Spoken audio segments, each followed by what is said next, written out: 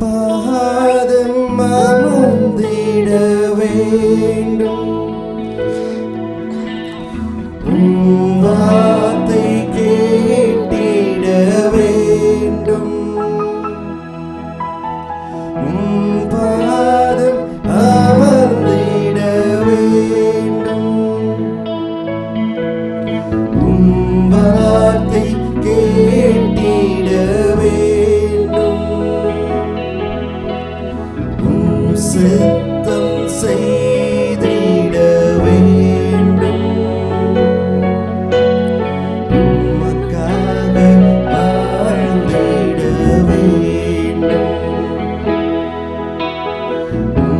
சித்தம் செய்திட வேண்டும், உம்மை போல் மாறிட வேண்டும். அருளும் அருளும் கிருபை, அருளும் அருளும் அருளும் கிருபை,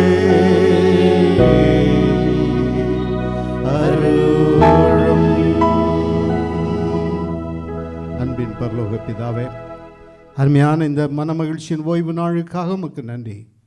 இந்த நாளிலும் உம்முடைய பிள்ளைகளாக உம்முடைய பரிசுத்த இரத்தத்தினாலே கழுவப்பட்டு உம்மை அப்பா என்று கூப்பிடத்தக்கதான புத்திர சுவிகாரத்தின் ஆவியை பெற்ற உம்முடைய பிள்ளைகளாக உம்முடைய சன்னிதானத்தில் வந்திருக்கிறோம். ஆண்டவரை என்ன நோக்கத்தோடு கொண்டு வந்தீரோ அந்த நோக்கத்தை நிறைவேற்றுவீராக. நீர் பேசும், நாங்கள் கேட்கிறோம். வார்த்தையை கேட்கத்தக்கதாக எங்களுடைய உள்ளங்களும் இருதயங்களும் திருப்பப்படட்டும் என்று சொல்லி நாங்கள் ஜெபிக்கிறோம். வார்த்தையை கேட்க விடாதபடிக்கு எங்களுடைய சிந்தனைகளை சிதறடிக்கிற சத்துருவின் கிரியைகளை நசனாய் இயேசு கிறிஸ்துவின் அதிகாரமும் வல்லமுள்ள நாமத்தினாலே முறியடித்து ஜெபிக்கிறோம். நம்முடைய நாமம் ஒன்று மட்டுமே மகிமைப்பட வேண்டும். இயேசுவின் நாமத்தில் பிதாவே, ஆமென் ஆமென். ஹல்லேலூயா. ஆரம்பத்தில் சொன்னேன் ஒரு பிரேக் த்ரூ என்று சொன்னேன். அது என்ன தெரியல, வந்து உட்கார்ந்ததில் அந்த வார்த்தை எனக்குள்ளாகவே வந்து கொண்டு இருக்கிறது. அப்போ நான் அதை நினைக்கும்போது ஆண்டவர் ஒரு சில காரியங்களை என்னுடைய வாழ்க்கையில் என்னுடைய ஞாபகத்துக்கு கொண்டு வந்தார். அதை குறித்து தான் உங்களோடு கூட நான் பேச இந்த நாளிலும் விரும்புகிறேன். ஆகவே தேவனுடைய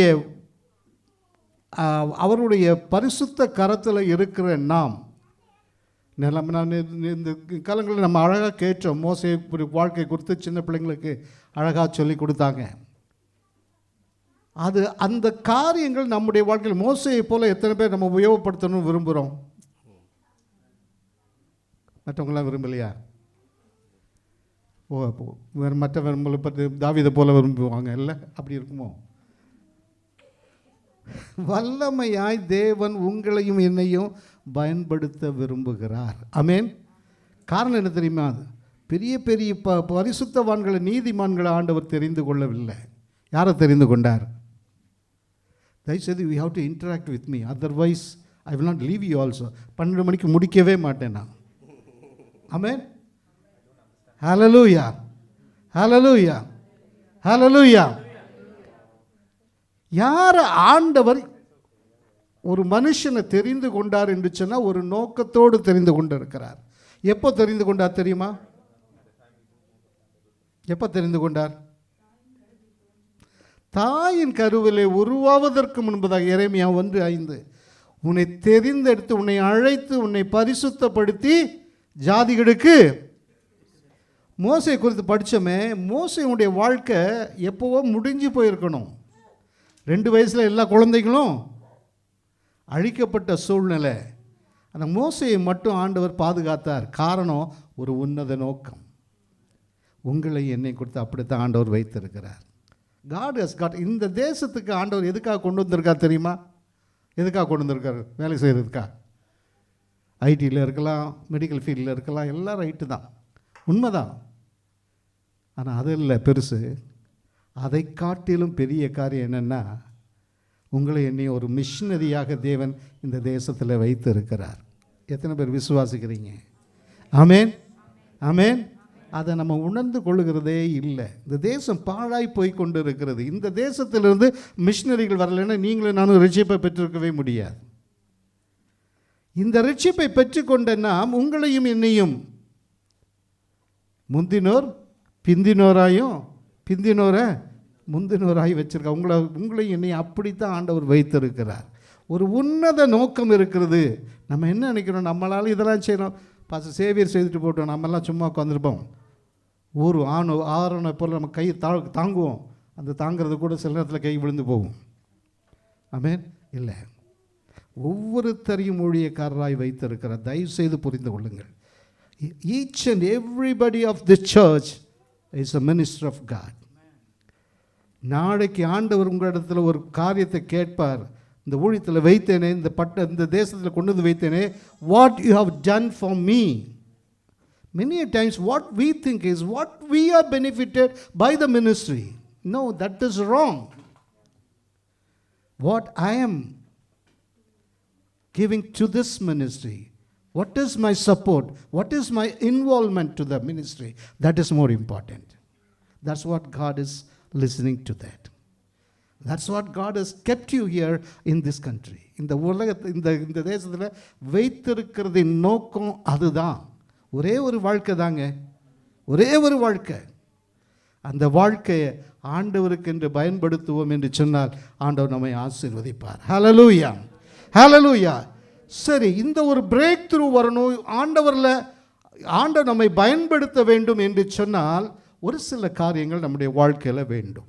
அதைத்தான் உங்களோடு கூட பகிர்ந்து கொள்ள விரும்புகிறேன். யோவான் எழுதின சுவிசேஷம் 15ஆம் அதிகாரம் 4ஆம் வசனம். யோவான் 15:4.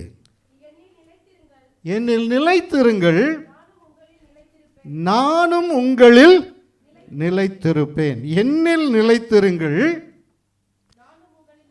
இதைத்தான் ஆண்டவர் விரும்புகிறார். இந்த சபைக்கு வருகிறோம் போகிறோம் அது உண்மை. ஆனால் இதை காட்டிலும் இந்த சபைக்குள்ளாக இருக்கிற அந்த தெய்வத்தில் நாம் நிலைத்து நிற்க வேண்டும். இந்த நிலைத்து நிற்கிற காரியம் நம்முடைய வாழ்க்கையில் இல்லை என்று சொன்னால் we cannot have a breakthrough even in our personal life and in our spiritual life. அவருக்குள்ளாக நாம் நிலைத்து நிற்க வேண்டும். பிலிப்பியருக்கு எழுதின நிருபம் 4ஆம் அதிகாரம் 1ஆம் வசனத்தை வாசிக்கும் போது, என் கர்த்தருக்குள் நிலைத்திருங்கள். யாருக்குள்ள நிலைத்திருக்கணும்? கர்த்தருக்குள். ஒரு சின்ன செக் வச்சு பார்க்கலாம், நம்ம கர்த்தருக்குள் நிலைத்து இருக்கிறோமா? யாரையும் கை தூக்க சொல்ல போகிறதில்லை. இது between you and the Lord. நம்ம யாருக்குள் நிலைத்து நிற்கிறோம் என்கிறத நாம் புரிந்து கொள்ள வேண்டும், அறிந்து கொள்ள வேண்டும்.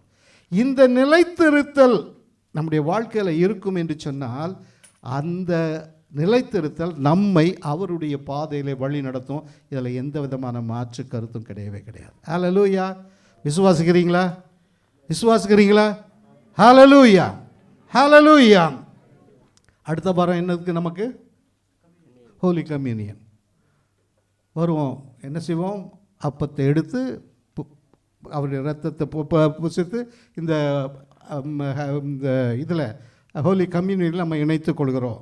அதான் யோவான் 6ஆம் அதிகாரம் 56ஆம் வசனம் சொல்கிறது, என் மாம்சத்தை புசித்து என் இரத்தத்தை பானம் பண்ணுகிறவன் என்னிலே. எதுக்காக இந்த கம்யூனியன் சர்வீஸ் நடத்தப்படுகிறது?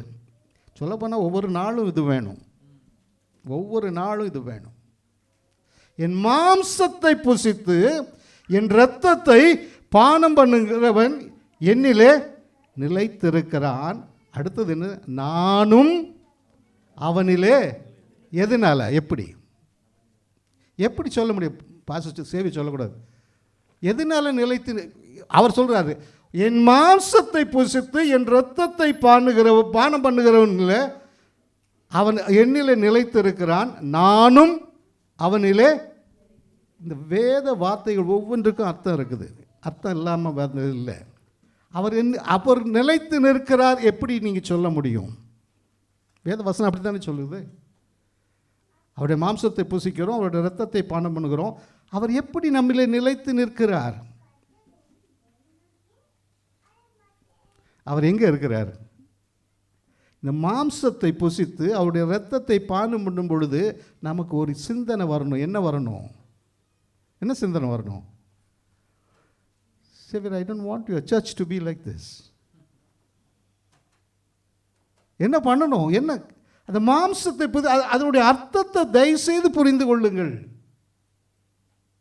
அவர் என்ன சொன்னார்? அவருடைய மாம்சத்தை புசித்து அவருடைய இரத்தத்தை பானும் பொழுது எனக்காக, நான் பட்ட பாடுக்காக, செய்த குற்றங்களுக்காக என் ஆண்டவராகிய இயேசு கிறிஸ்து கல்வாரி சிலுவையில் தம்முடைய இரத்தத்தை சிந்தி, இரத்தம் சிந்துதல் இல்லாமல் பாவ மன்னிப்பு இல்லை என்கிற பிரமாணத்தை நிறைவேற்றி இருக்கிறார். யாருடைய இரத்தத்தினாலே சிந்தப்பட்டு இருக்கிறேன்? எனக்காக சிந்தப்பட்ட இரத்தம், எனக்காக ஒரு கிரயம் செலுத்தப்பட்டிருக்கிறது. You have been bought by a price, by the precious blood of Jesus Christ. இதைத்தான் நினைவு கூறுகிறோம். இதை நினைவு கூறும்போது அவர் என்ன செய்கிறாரா? நமக்குள்ளாக வாசம் பண்ணுகிறார். ஆமென், ஹல்லேலூயா, ஹல்லேலூயா. அந்த ஒரு அனுபவம், அந்த அனுபவத்தோடு இந்த இரத்தத்தையும் அவருடைய சரீரத்தையும் நாம் ஏற்றுக்கொள்ளும் பொழுது அவர் நமக்குள்ளாக நிலைத்து நிற்கிறார் என்கிற அனுபவம் நம்முடைய வாழ்க்கையில் நாம் பெற்றுக்கொள்ள முடியும். 1 கொரிந்தியர் புஸ்தகம் 7ஆம் அதிகாரம் 24ஆம் வசனத்தை வாசிக்கும் போது அவனவன் கொஞ்சம் நீங்களே வாசிக்கலாம், அப்போ தான் நல்லது. வாசிங்க.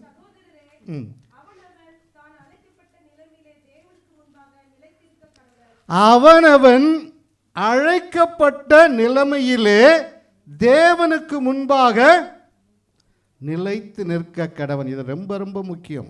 உங்களையும் என்னையும் ஆண்டவர் ஒரு நோக்கத்தோடு அழைத்திருக்கிறார். நோக்கம் இல்லாமல் உங்களை என்னையும் தெரிந்து கொள்ளவில்லை. உலகத்தில் எத்தனையோ பேர் இருக்கிறான். உங்களை என்னையும் ஆண்டவர் எதற்காக தெரிந்து கொண்டார்? ஒரு நோக்கம் உண்டு. He has got a purpose in you. ஆண்டவர் தெரிந்து கொண்டதற்கு நோக்கம் உண்டு. ஆண்டவர் இந்த வேதத்தில் சொல்லப்பட்ட சகல பரிசுத்தவான்களை எடுத்து பாருங்கள். அவர் தெரிந்து கொண்ட நோக்கத்தை அவருடைய வாழ்க்கையில் அவர் அதை நிறைவேற்றி கொடுத்திருக்கிறார். மோசே என்னதான் எக்ஸ்கியூசஸ் சொன்னாலும் அவனை விட்டுடல ஆண்டவர். இஸ்ரவேல் ஜனங்களை வழி நடத்துகிறதற்கு ஒரு தழகத்தனாக அவரை பயன்படுத்தினார். தாவீது ஆடு மேய்ச்சிட்டு இருந்தவன் இஸ்ரவேலுக்கு ராஜாவாக அவருடைய திட்டம், அவருடைய தீர்மானம்.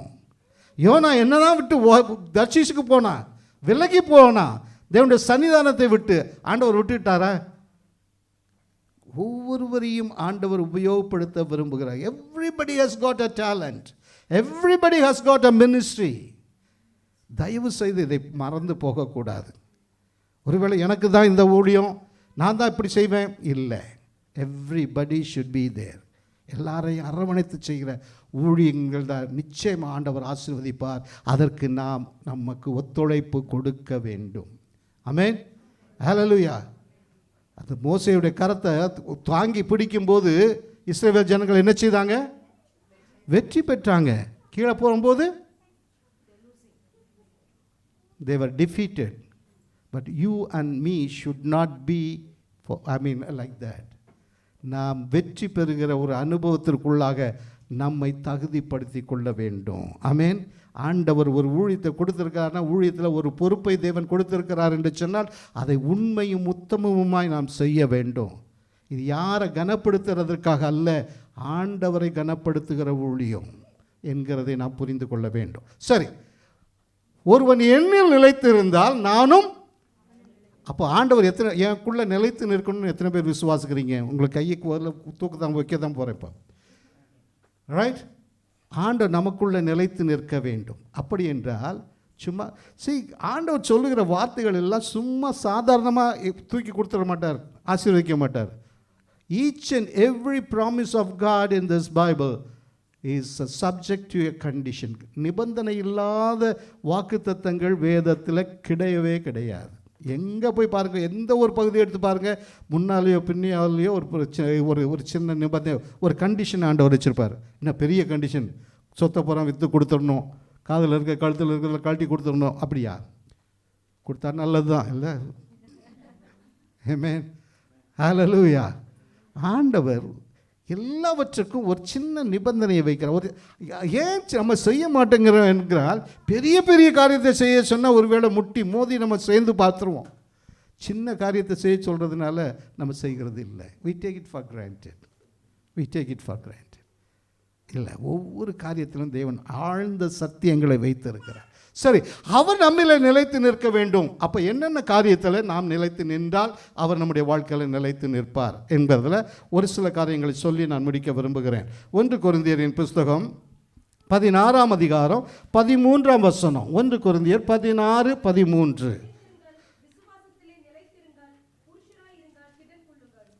விழித்திருங்கள். எதில் நிலைத்திருங்கள்? What is faith? அடுத்த கேள்வி. சத்யா, நீ வாசிக்கக்கூடாது, மற்றவங்கள வாசிக்க வைக்க போகிற. What is faith?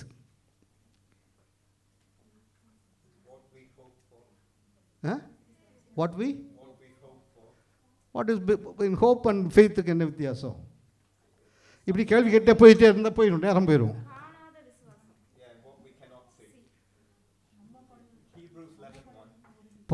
எபிரேயர் 11ஆம் அதிகாரம் 1. விசுவாசமானது நம்பப்படுகிறவைகளின் உறுதி, காணப்படாதவைகளின் நிச்சயம். நம்பப்படுகிற உறுதினா என்ன? கேள்விக்கு மேலே கேள்வி தான் வருது, என்ன பண்ணுறது? நம்பப்படுகிற உறுதினா என்ன? வார்த்தைகளை நாம் தெளிவாய் புரிந்து கொள்ள வேண்டும். நம்பப்படுகிறவைகளின் உறுதி. சரி, ஆண்டவருடைய ரத்தம் சிந்தப்பட்டதை நீங்களும் நான் பார்த்துருக்கோமா? ஆனால் நமக்கு ஒரு நம்பிக்கை, எனக்காக என் ஆண்டவருடைய ரத்தம் 2000 ஆண்டுகளுக்கு முன்பாக கல்வாரி சிலுவையில் சிந்தப்பட்டது, அந்த இரத்தத்தினாலே நான் மீட்கப்பட்டிருக்கிறேன். நம்புகிறோமா? நம்பப்படுகிறவைகளின் உறுதி, காணப்படாதவைகள் நிச்சயம். என்ன?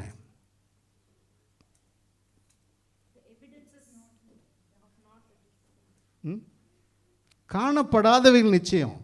What is the assurance for you and me? What is our expectation? இந்த உலகத்தை விட்டு கடந்து செல்லும் போது எங்கே போக போகிறோம்? இருக்கா? இதை கண்களால் பார்க்க முடியுமா? நமக்கு ஒரு நிச்சயம் இருக்கிறது. இந்த உலகத்தை விட்டு நாம் கடந்து செல்லும்போது அந்த பரலோக ராஜ்யத்திற்குள்ளாக நாம் போகிறோம். ஆமென். இதுதான் விசுவாசம். சரி, இந்த விசுவாசத்துக்கு அளவு என்ன? பலாப்பழம் போல் இருக்குமா? அளவே கிடையாது. சரி, ஆண்டவர் விசுவாசத்துக்கு அளவு சொல்லியிருக்கார் வேதத்தில். எங்க? கடுகு எவ்வளோ பெருசாக இருக்குதுல்ல? கடுகு பார்த்துருக்கு. உனக்கு தெரியுமா கடுகு? மஸ்டர்ட் எவ்வளோ பெருசாக இருக்குமா? சின்னதாக இருக்கும். அந்த கடுகளவு விசுவாசம் இருந்தால் மலையை பார்த்து பெயர்ந்து சமுத்திரத்தில் போனால் அப்போ எவ்வளவு பெரிய விசுவாசம்! அப்போ அதுக்கு தேவையான விசுவாசத்தின் அளவு என்ன? அது கூட நம்முடைய வாழ்க்கையில் இல்லை. ஏன் பிரச்சனைகள் நம்முடைய வாழ்க்கையில், ஏன் போராட்டங்கள் நம்முடைய வாழ்க்கையில்? இந்த சிறிய ஒரு விசுவாசம் கூட உங்களுடைய வாழ்க்கையில், என்னுடைய வாழ்க்கையில் இல்லை. ஆகவே தான் we are not able to receive the blessing of the Lord. இந்த விசுவாசம் நம்முடைய வாழ்க்கையில் வேணும். இந்த விசுவாசம் வேணும். ஹல்லேலூயா. ஆண்டவருடைய நாமத்துக்கு மகிமை உண்டாவதாக. 1 கொரிந்தியரின் கொலோசியருக்கு நிருபம் 1ஆம் அதிகாரம் 22ஆம் வசனத்தை வாசிக்கும் போது, ஆங்கிலத்தில் 23ஆக இருக்கும். விசுவாசத்தில் நிலைத்திருப்பீர்களானால், இதில் விசுவாசத்தில் நீங்கள் கேட்ட சுவிசேஷத்தினால் உண்டாகும் நம்பிக்கை விட்டு அசையாமல் ஸ்திரமாயும் உறுதியாயும் விசுவாசத்தில் நிலைத்திருப்பீர்களானால் அப்படி ஆகும். அப்போ இந்த விசுவாசத்தில் நாம் முதலாவது நிலைத்து நிற்க வேண்டும். அப்படி இருந்தால் அன்றி ஆசீர்வாதத்தை நம்முடைய வாழ்க்கையில் பெற்றுக்கொள்ள முடியாது. ஆண்டவருக்கு எல்லாரும் பிரியமாக இருக்கணும்னு விரும்புகிறோம், அப்படி தானே? ஆண்டவர் நம்ம மேலே பிரியமாக இருக்கணும். நம்ம ஆண்டவர் மேலே பிரியம் இல்லாதவங்க யாராவது இங்கே உட்கார்ந்துருப்பீங்களா? அப்போது வேத வசனம் சொல்கிறது, எபிரேயர்கள் நேரம் 16ஆம் அதிகாரம் 6ஆம் வசனம், விசுவாசம் இல்லாமல் தேவனுக்கு பிரியமாய் இருப்பது கூடாத காரியம். ஆமென். அப்போ இந்த விசுவாசம் நம்முடைய வாழ்க்கையில் இருந்தால் அன்றி அவருக்கு நாம் பிரியமாக இருக்கவே முடியாது. இந்த விசுவாசத்தை நம்முடைய வாழ்க்கையில் வளர்த்துக்கணும். இந்த விசுவாசத்தில் நாம் நிலைத்து இருப்போம் என்று சொன்னால் நிச்சயமாய் அவருடைய பிள்ளைகளாக நாம் இருப்போம் என்று சொல்லி பின்னால் வர வசனங்கள் சொல்கிறது. நான் எல்லாத்துக்கும் சொல்கிறதுக்கு நேரம் எல்லாம் கடந்து செல்ல போகிறேன். ஆகவே இந்த விசுவாசத்திலே நாம் நிலைத்து நிற்கத்தக்கதாக அவர் நம்மை வழி நடத்துகிற தெய்வமாக இருக்கிறார். அவர் நம்மை கைவிடுகிற தேவன் அல்ல, ஒருபோது நம்மை விட்டு விலகிற தேவன் அல்ல.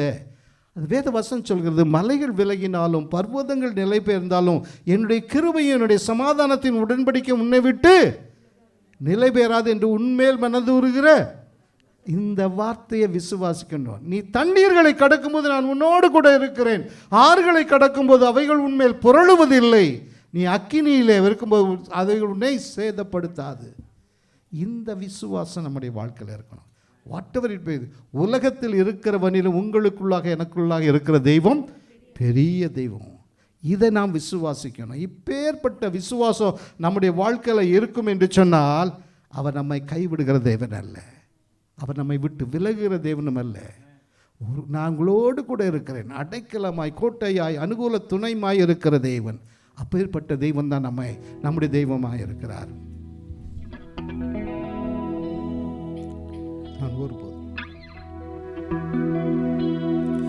நான் ஒருபோதும் உன்னை கைவிடுவதில்லை என்றுரை செய்தேனன்றோ. நான் ஒருபோதும் உன்னை கைவிடுவதில்லை என்றுரை செய்தேனன்றோ.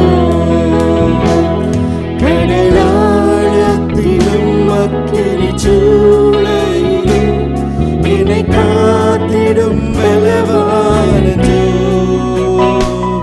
விஷ சர்ப்பங்களோ சிங்க கூட்டங்களோ பயமே நாம் அருகினார். என்றுரை செய்தவரை ஆராதிப்பேன், ஆவியும் ஆராதனை. என்றுரை செய்தவரை ஆராதிப்பேன், ஆவியில் ஆராதனை. ஆறுதல் தர ஒரு வார்த்தையிலே என்ன வந்தாலும் பயமே இல்லை. மாறாத இயேசு உண்டெனக்கு, மனது ஒரு போதும் கலங்கவில்லையே. வீழை எனக்கு அடைக்கலமே, அவர் புயல் கண்மலையே. வீழை எனக்கு அடைக்கலமே, அவர் புயல் கண்மலையே. என்றுரை செய்தவரை ஆராதிப்போம், ஆவியில் ஆராதனை. என்றுரை செய்தவரை ஆராதிப்போம், ஆவியில் ஆராதனை. அவர் நம்மை ஒருபோதும் கைவிடாத தெய்வமாக இருக்கிறார். ஹல்லேலூயா. முதலாவதாக அவர் நம்மில நிலைத்து நிற்க வேண்டும் என்று சொன்னால் நம்ம என்ன செய்யணும்? விசுவாசத்திலே, நம்முடைய விசுவாசத்திலே நிலைத்து நிற்க வேண்டும். சரி, அதை ஸ்கிப் பண்ணி அதுக்கு போயிடலாம். ரெண்டாவது, யோவான் எழுதின சுவிசேஷம் 8ஆம் அதிகாரம் 31ஆம் வசனத்தை வாசிக்கும்போது, யோவான் எழுதின சுவிசேஷம் 8ஆம் அதிகாரம் 31ஆம் வசனம்.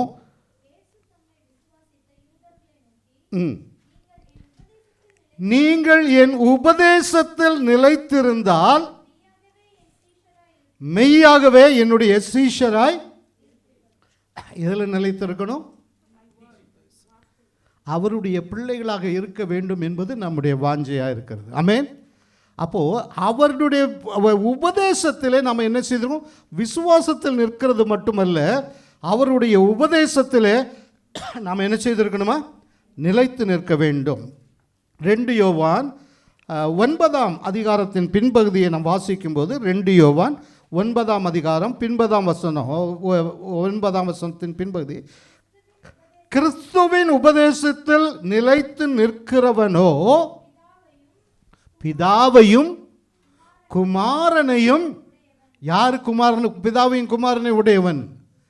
கிறிஸ்துவின் உபதேசத்தில், கிறிஸ்துவினுடைய வார்த்தையில் நிலைத்து நிற்கிறவனே பிதாவையும் குமாரனையும் உடையவன். ஆமென். இப்பேற்பட்ட அனுபவங்களை தேவன் நமக்கு தருகிறார். இந்த அனுபவங்கள் நம்முடைய வாழ்க்கையில் வேண்டும். இது இருந்தாலன்றி அவரிலே நாம் நிலைத்து நிற்க முடியாது. அவரில் நிலைத்து நிற்க வேண்டும் என்று சொன்னால் நம்முடைய விசுவாசத்தில் நிலைத்து நிற்க வேண்டும். அவருடைய வார்த்தையிலே, உபதேசத்திலே நிலைத்து நிற்க வேண்டும். நானே வழியும் சத்தியமும் ஜீவனுமாய் இருக்கிறேன் என்று சொல்லி வேத வசனம் நமக்கு சொல்லுகிறது. 1 யோவான் 3ஆம் அதிகாரம் 24ஆம் வசனத்தை வாசிக்கும்போது, என் கட்டளைகளை கை கொள்ளுகிறவன் அவரில் நிலைத்து நிற்கிறான்.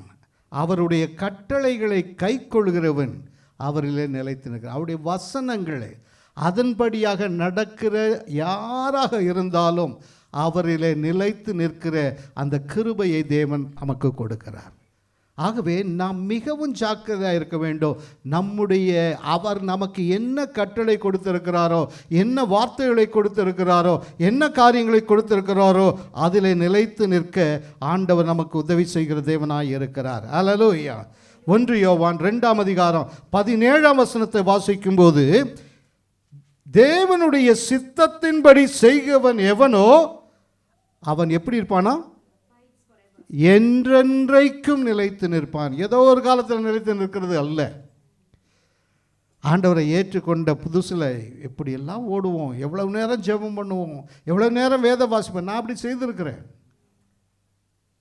ஆனால் நாட்கள் போகும் பொழுது அதெல்லாம் அப்படியே மங்கி போகும். வேத வாசிக்கிறது குறைஞ்சி போகும், ஜபிக்கிறது குறைஞ்சி போகும். ஆண்டவர் நமக்கு எவ்வளோ நேரம் டைம் கொடுத்துருக்காரு. இது ஒரு நாளைக்கு எத்தனை மணி நேரம் நமக்கு இருக்குது? 24 hours. ஆண்டவருக்கு கொடுக்கக்கூடிய டைத்தில் எவ்வளோ கொடுக்கணும்? அப்போ எவ்வளோ நேரம் நம்ம ஜெபிக்கணும்? நம்ம எவ்வளோ நேரம் ஜெபிக்கிறோம்? தயவுசெய்து இந்த ஜெபத்தில் நீங்கள் ஜாக்கிரதையாக இருக்கணும். அவருக்கு கொடுக்க வேண்டிய நேரத்தை அவருடைய கரத்தில் நாம் கொடுக்க வேண்டும். சரி, அவருடைய கட்டளைகளிலே நாம் நிற்க வேண்டும். அவருடைய வசனத்திலே நாம் நிற்க வேண்டும். அது மட்டுமல்ல, 1 பேதுரு 1ஆம் அதிகாரம் 25ஆம் வசனத்தை வாசிக்கும்போது, 1 பேதுரு 1ஆம் அதிகாரம் 25ஆம் வசனம்.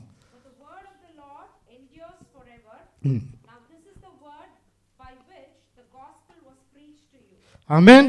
கர்த்தருடைய வசனமே என்றென்றைக்கும் நிலைத்து நிற்கும். உங்களுக்கு சுவிசேஷமாய் அறிவிக்கப்பட்டு வருகிற வசனம் இதுவே. இதுதான் கர்த்தருடைய வசனம். என்றென்றைக்கும் அது எப்படிங்க நிலைத்து நிற்க முடியும்? வசனம் அது எப்படி நிலைத்து நிற்க முடியும்? வானம் ஒழிந்து போகும், பூமி ஒழிந்து போகும், அவருடைய வார்த்தைகள். எத்தனை பேர் விசுவாசிக்கிறீங்க? அப்படியா கை தூக்குங்களேன் பார்ப்போம். கம்பல் பண்ணி தான் எல்லாரையும் கை தூக்க வைக்க வேண்டியிருக்கு. அப்போ வானம் ஒழிந்து போகும், பூமி ஒழிந்து போகும், அவருடைய வார்த்தை எப்படி ஒழியாது? நீங்கள் தானே சொன்னீங்க ஒழிஞ்சு போகாதுன்னு. பதில் சொல்லுங்கள். என்ன, எப்படி வார்த்தை ஒழியாது? அவரே வார்த்தை. முடிஞ்சு போச்சு எல்லாம், அவ்வளோதான். இந்த வேத புத்தகத்தை என்னுடைய கரத்திலிருந்து எடுத்துக்கொள்ளலாம், பறித்து கொள்ளலாம்.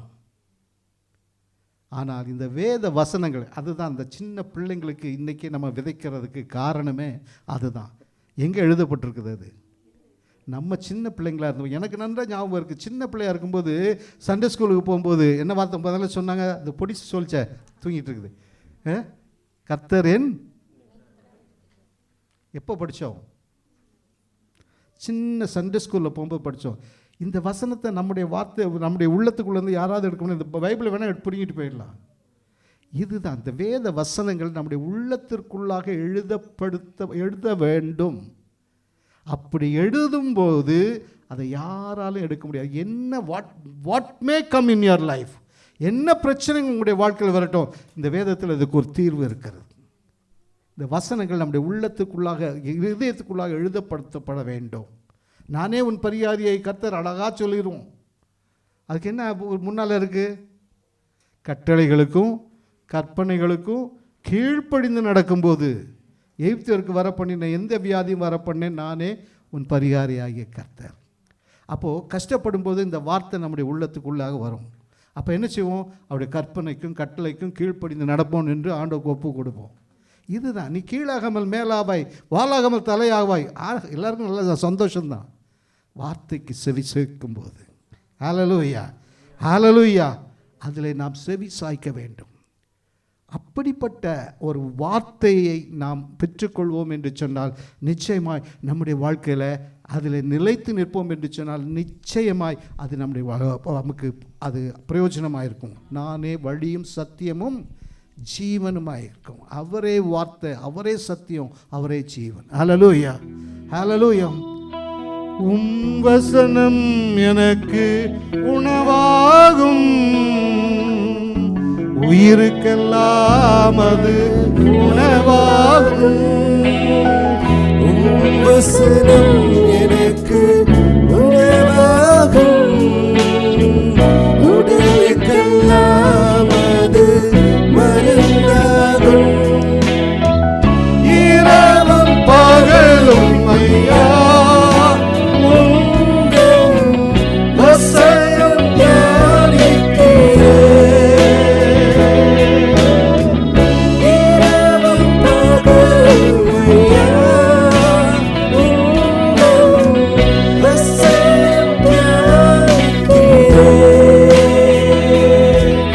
என் உயிரான உயிரான உயிரான இயேசு, என் உயிரான உயிரான உயிரான இயேசு, என் உயிரான இயேசு, என் உயிரோடு கலந்து என் உயிரே நான் உம்மை துதிப்பேன். என் உயிரே நான் உம்மை துதிப்பேன். அவருடைய வார்த்தையிலே நாம் நிலைத்து நிற்க வேண்டும். எத்தனை காரியத்தை பார்த்துருக்கிறோம்? அவருடைய நம்முடைய விசுவாசத்திலே நாம் நிலைத்து நிற்க வேண்டும். அவருடைய வார்த்தையிலே நாம் நிலைத்து நிற்க வேண்டும். உபதேசத்திலே நிலைத்து நிற்க வேண்டும். மூன்றாவதாக, இது மிக மிக முக்கியமான, இந்த ரெண்டில் நிலைத்து நின்றால்தான் அடுத்த காரியத்தில் நாம் நிலைத்து நிற்க முடியும். மிகவும் முக்கியமான ஒரு காரியம், யாராவது சொல்ல முடியுமா? யாருன்னு, எதுன்னு?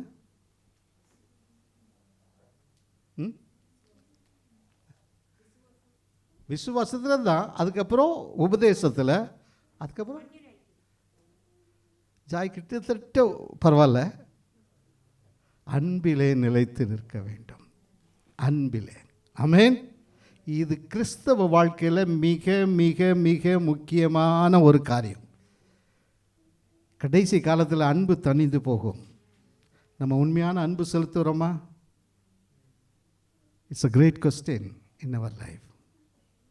அன்பிலே நிலைத்து நிற்க வேண்டும். யோவான் 15:9, என்னுடைய அன்பிலே நிலைத்திருங்கள். ஆமென். சத்யா, நீ தான் ஹெல்ப் பண்ண நினைக்கிற. ஒருத்தர் வாசிக்க மாட்டேங்கிறாங்க. பரவாயில்ல, நீ வாசி. பிதா என்னிலே அன்பாய் இருக்கிறது போல நானும் உங்களில் அன்பாய் இருக்கிறேன், என்னுடைய அன்பிலே நிலைத்திருங்கள்.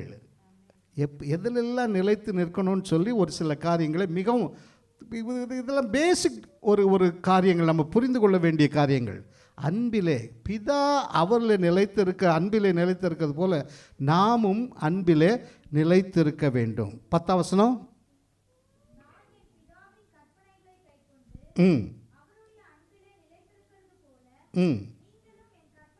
என் கற்பனைகளை கை கொண்டால் என்னுடைய அன்பிலே நீங்கள்.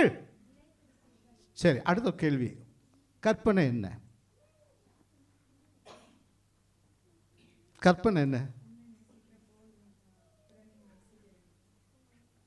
சத்தமா சொல்லுமா, அதான் எல்லாரும் கேட்கணும். உன்னை நேசிக்கிறது பிரதான கற்பனை என்ன? நீ உன்னில் அன்பு கூறுகிறது போல. உண்மையாக மனசை தொட்டு சொல்லுங்க, நம்ம அப்படி நேசிக்கிறோமா? there is some reservation in us, இல்லை? ஒரு பயஸ்ட் இது வந்துடுதான். உண்மையான அன்பு நம்ம செலுத்த முடிகிறது இல்லை. இது நம்ம யாரும் இது மறுத்து சொல்லவே முடியாது. ஆனால் ஆண்டவர் இந்த உண்மையான அன்பை செலுத்த விரும்புகிறார். நம்முடைய சக விசுவாசிகளோடு, சக மனிதரோடு, நம்முடைய சொந்த சகோதரனோடு அன்பு செலுத்தவில்லை என்று சொன்னால் காணாத தெய்வத்திடத்தில் நம்ம எப்படி அன்பு கூற முடியும்? இந்த அன்பிலே நிலைத்து நிற்க வேண்டும். இந்த அன்பில் மாயமாலமற்ற அன்பு இருக்கக்கூடாது. உண்மையான அன்பு உள்ளத்தின் ஆழத்திலிருந்து அவர்கள் நேசிக்கிறோம். ஆண்டவர் நம்ம மேலே வைத்த, பிதா நம்ம மேல் வைத்த அன்பினாலே தம்முடைய சொந்த குமாரனை நமக்காக கல்வாரி சிலுவையில் ஈவாக ஒப்பு கொடுத்தார். நாம் எப்படி மற்றவங்களை நேசிக்கிறோம்? நம்ம எப்படி மற்றவங்களை ஊக்கப்படுத்துகிறோம்? இந்த அன்பு இல்லைன்னா நம்ம என்ன செய்தாலும் அது பிரயோஜனம் இல்லை. என்ன செய்தாலும் அதுக்கு தான் வசனங்கள் அழகாக இருக்குது. ஓசை இடுகிற கைத்தால் சும்மா சத்தம் போடுறவங்கள தான் இருப்போமே ஒழிய ப்ராக்டிக்கலாக அதில் எந்த விதமான பிரயோஜனமும் கிடையாது. ஆண்டவர் விரும்புகிற அந்த அன்பை நாம் செலுத்துவதாக இருக்க முடியாது என்கிறது தான் அந்த வேத வசனம். 1 யோவான் 5ஆம் அதிகாரம் 3ஆம் வசனத்தை வாசிக்கும்போது, 1 யோவான் 5ஆம் அதிகாரம் 3ஆம் வசனம், 1 யோவான் 5:3. நான் தேவனுடைய கற்பனைகளை கைக்கொள்ளுவதே அவரிடத்தில் அன்பு. அவருடைய கற்பனைகளை நாம் கைக்கொள்ள வேண்டும். உன்னை நேசிக்கிறது போல நீ மற்றவனை நேசிக்க வேண்டும். அந்த ஒரு அன்பு நம்முடைய வாழ்க்கையில் இல்லை என்று சொன்னால், எத்தனை நம்ம அந்நிய பாஷை பேசினாலும் சரி, எத்தனை குதிச்சால் சரி, எத்தனை தாளந்துகளை கொடுத்து ஆண்டவருக்கென்று நாம் பயன்படுத்தினாலும் சரி, அதில் எந்த விதமான பிரயோஜனமும் இல்லை. எந்த விதமான பிரயோஜனம்? இதை புரிந்து கொள்ள வேண்டும். இதெல்லாம் பேசிக்காக நம்ம அறிந்து கொள்ள வேண்டிய காரியங்கள். இந்த உண்மையான அன்பு நேரில் பார்க்கும்போது என்ன பேசுகிறோம்? ரொம்ப அழகாக பேசுகிறோம், தேனொழுக பேசுகிறோம், ஐயோ உங்களை போல் இல்லை. ஆனால் அதே நாவு அவர்களை குறித்து மற்ற காரியங்களை எப்படி பேசும்? நாம் புரிந்து கொள்ள வேண்டும். நம்முடைய வாழ்க்கையில் இந்த உண்மையான அன்பு இருக்கணும். நம்முடைய கூட இருக்கிறவங்கள நம்ம நேசிக்கணும். நம்ம சபை விசுவாசிகள் நேசிக்கணும். அவங்க சின்ன ஒரு இதில் இருந்தாங்களா கூட அவங்களை மேலாக்கி வரத்தக்கதாக அவர்களை உற்சாகப்படுத்துகிற ஒரு நிலைமை நம்முடைய வாழ்க்கையில் இருக்க வேண்டும். அவங்களை கண்டம் பண்ணக்கூடாது. அவர்கள் மனது வேதனைப்படும்படியான எந்த ஒரு காரியத்தையும் நாம் செய்வோம் என்று சொன்னால் அவருடைய அன்பு நம்மில் இல்லை என்பதை புரிந்து கொள்ள வேண்டும். நம்ம என்ன செய்தாலும் அதில் பிரயோஜனம் கிடையாது. இதெல்லாம் வெகு வெகு வெகு சுலபமாக நாம் அறிந்து கொள்ளக்கூடிய ஒரு காரியம். இந்த அன்பு நம்முடைய வாழ்க்கையில் இருக்க வேண்டும் என்கிறத தான் வேத வசனம் சொல்கிறது. 1 யோவான் 15:12 நினைக்கிறது. வாசிங்க 4:12 வாசிங்க. No one has seen God at any time.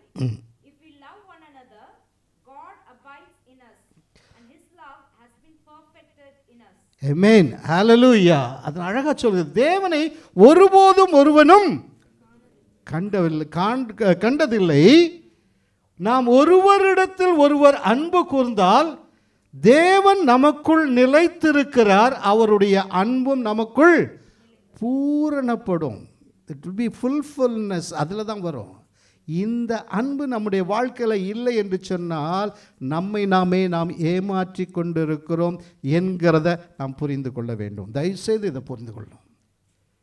ஆக இந்த பரிபூர்ணமான ஒரு உண்மையான அன்பு நம்முடைய வாழ்க்கையில் காணப்பட வேண்டும். அதைத்தான் ஆண்டவர் விரும்புகிறார். ஹல்லேலூயா. 16ஆம் வசனம், அதே அதிகாரம் 1 யோவான் 4:16. தேவன் நம்மேல் வைத்திருக்கிற, வாசிக்க மாட்டீங்களா? ஹெல்ப் பண்ண மாட்டீங்களா?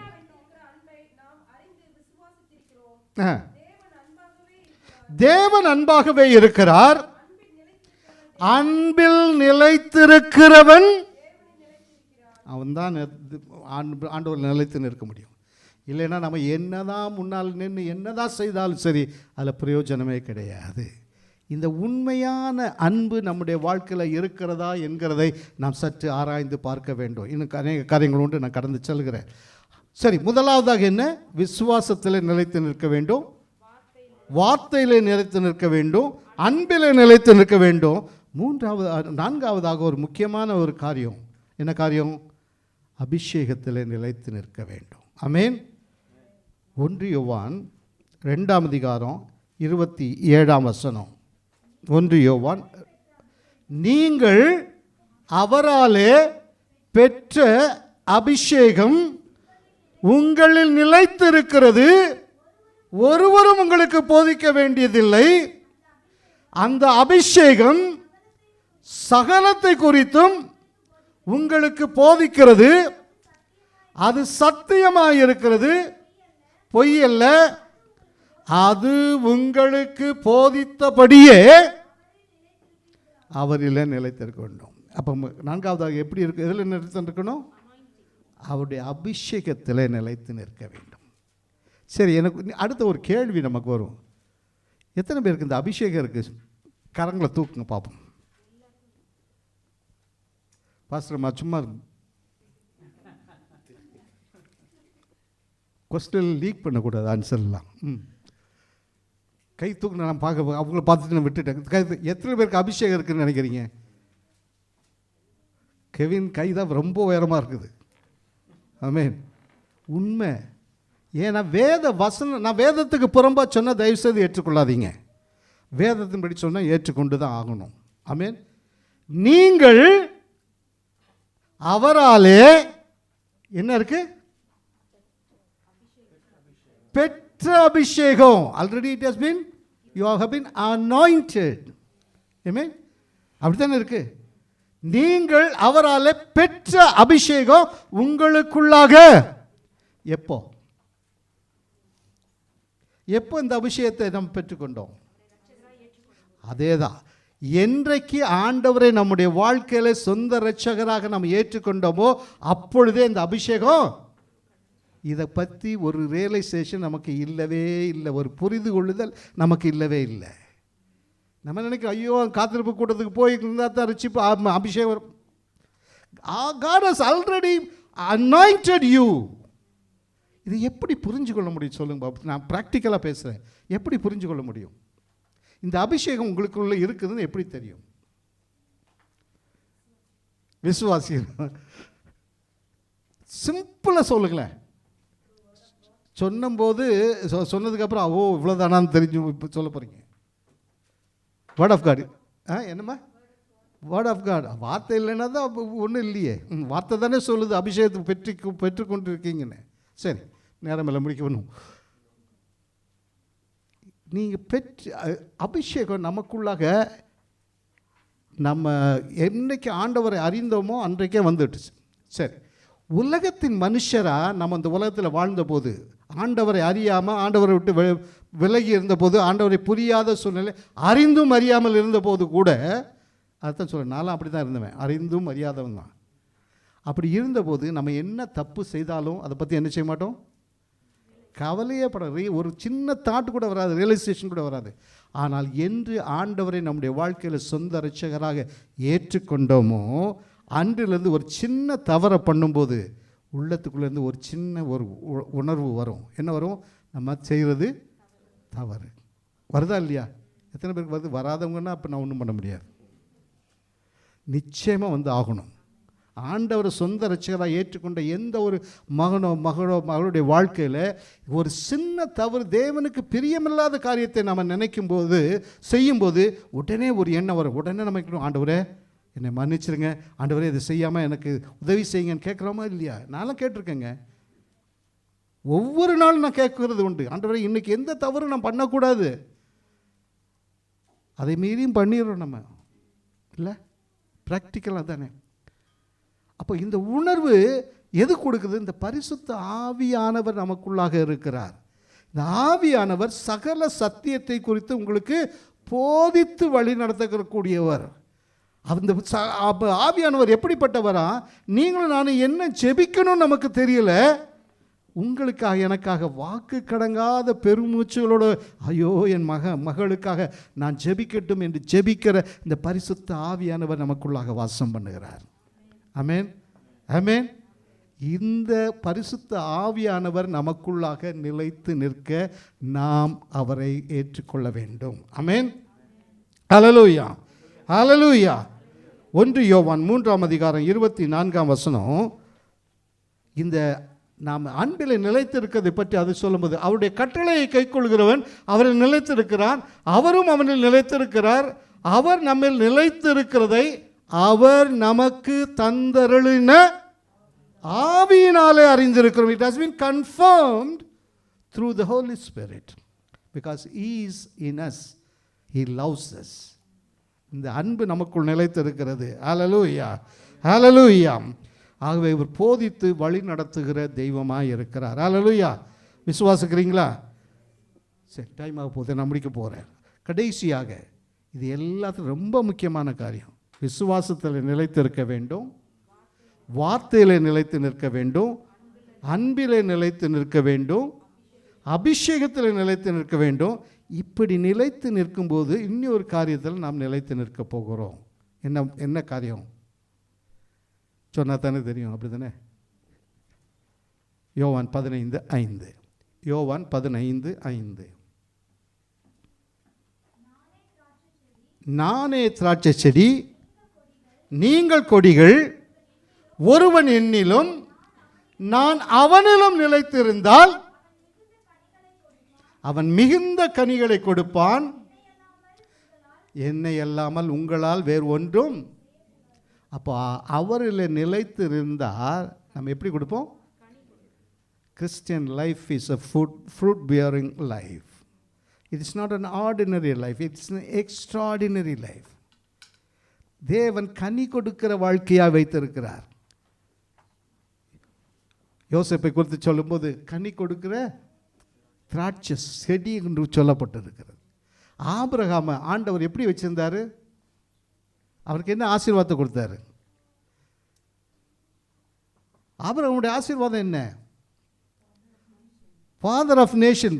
வானத்தை அந்தார்ந்து பார், கடற்கரை மணலை பார், உன்னுடைய சந்ததியை நான் இப்படி ஆசீர்வதிப்பேன். நீ ஆசீர்வதிக்கிறவர்களை அடுத்தது வேண்டாம் இல்லை? அப்போ உங்களையும் என்னையும் ஆண்டவர் ஒரு ஆசீர்வாதத்தின் வாய்க்காலாக, வடிகாலாக தேவன் நம்மை வைத்திருக்கார். ஒரு கனி கொடுக்கிற வாழ்க்கை. இந்த கனி கொடுக்கிற வாழ்க்கை எப்படிப்பட்டதாக இருக்கணுமா? 15-16 வாசிங்க. 15-16.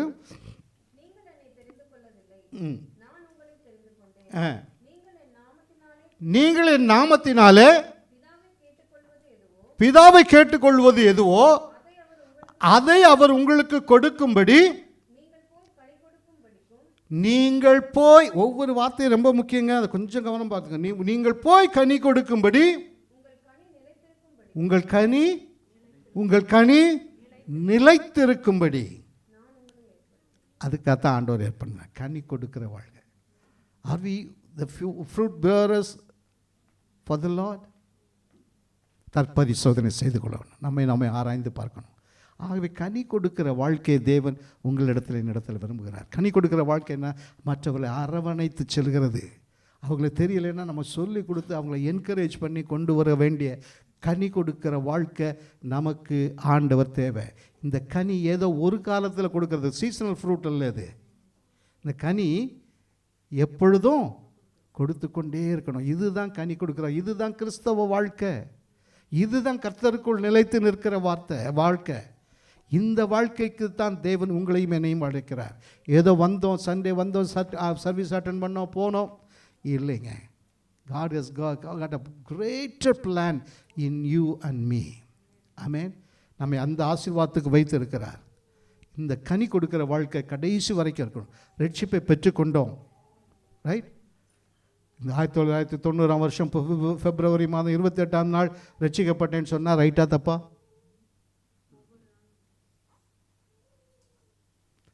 மற்றவங்க யாரும் சொல்லவே மாட்டேங்கிறாங்களே. எதுக்கு வம்பு சொல்லிட்டு வம்பு மாட்டிக்கணும்னு? இல்லை, தப்பு.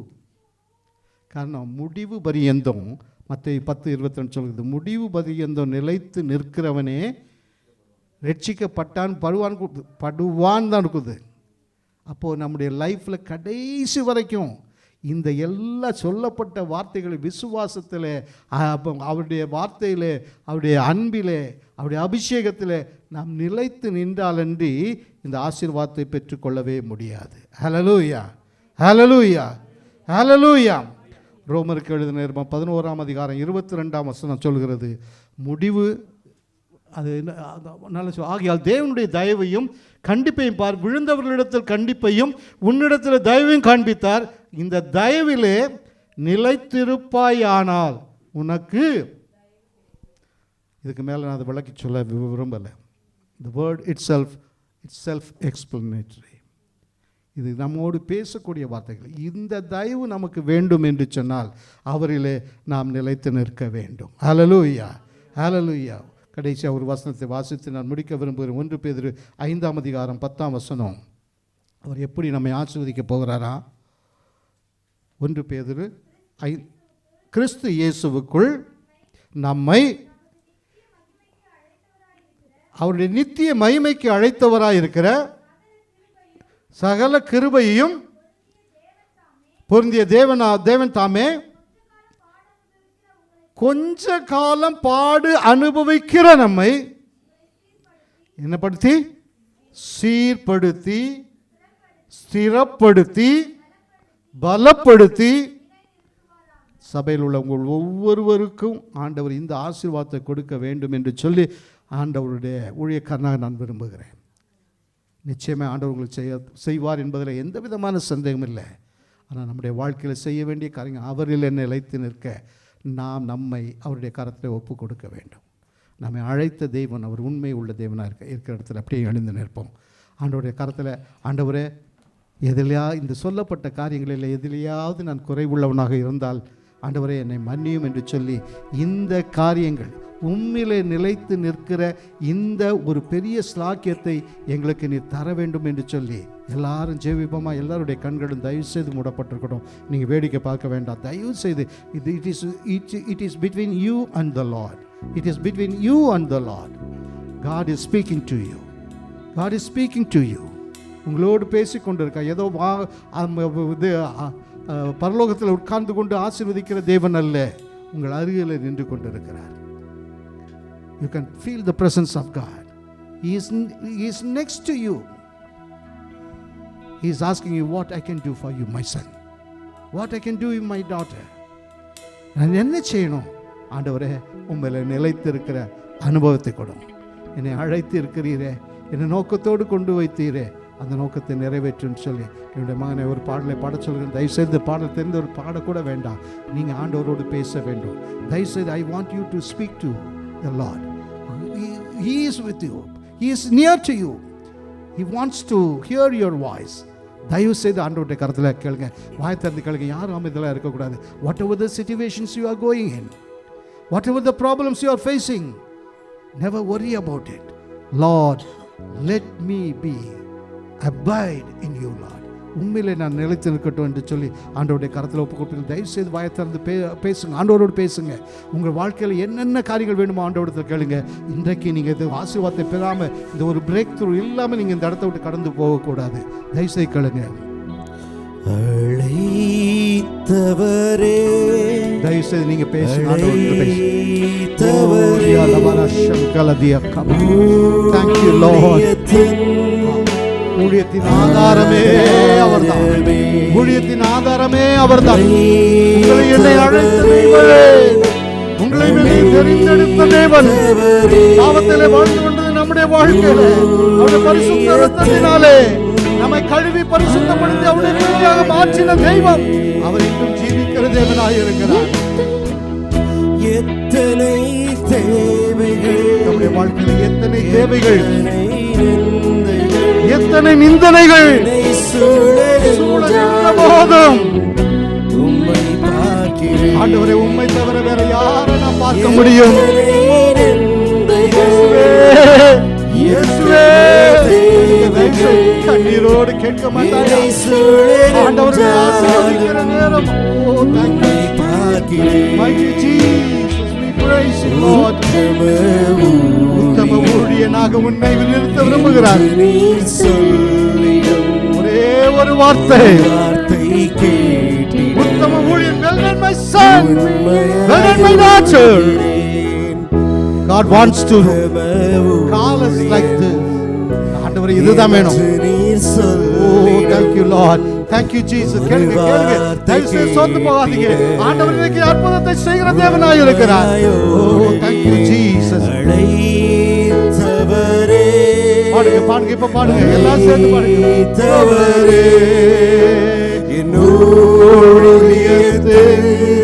அவர்தான் ஆதாரங்க. The City on Hill சர்ச்சினுடைய ஆதாரமே அவர்தான். ஓ, அவர்தான் அழைத்திருக்கிறார். இந்த ஊழியத்தின் ஆதாரமே அவர்தான். ஓ ஜீசஸ். விமர்சன உதடுகள் மனம் சோர வைத்தாலும் சூழ்நிலைகள் நம்முடைய வாழ்க்கையிலே நமக்கு விரோதமாக எதிர்த்து பல விதங்களில் பேசினாலும் அவன் நம்மோடு கூட இருக்கிற தேவன். உதடுகள் மனம் சோர வைத்தாலும் மலை போன்ற தேவைகள், மலை போன்ற பிரச்சனைகள் நம்முடைய வாழ்க்கையில இருந்தாலும் எல்லாவற்றிலும் நமக்கு விடுதலை கொடுக்கிற தெய்வம். அவர் உண்மை உள்ள தெய்வமாக இருக்கிறார். விலகுவதில்லையே கிருபையின் வரங்களும் குறைவதும் இல்லையே.